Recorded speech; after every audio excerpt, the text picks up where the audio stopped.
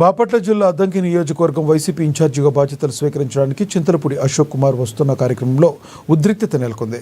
Chintalapudi Ashok కుమార్కు YCP నాయకులు కార్యకర్తలు అడుగడుగునా బ్రహ్మరథం పట్టారు. దీంతో కూటమి ప్రభుత్వం ఈ కార్యక్రమాన్ని జీర్ణించుకోలేకపోతుందని వైసీపీ నేతలు చెప్పుకొస్తున్నారు. పోలీసులు అడుగడుగునా అడ్డంకులు సృష్టించి ర్యాలీని అణచివేసే ప్రయత్నం చేస్తున్నారని, తమ వాహనాలను రానీయకుండా అడ్డుకుంటున్నారని వారు ఆరోపించారు.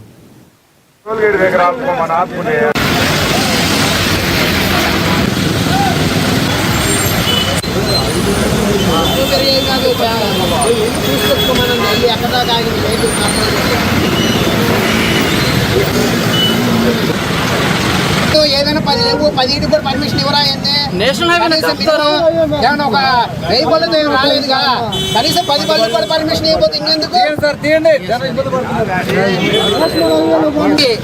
ఈ 10 బళ్ళు వల్ల కనీసం 500 వెహికల్స్ ఇబ్బంది పడుతున్నాయి ఇక్కడ. అదనేది కనీసం తెలియకపోతే ఎలా కుదిరిద్ది?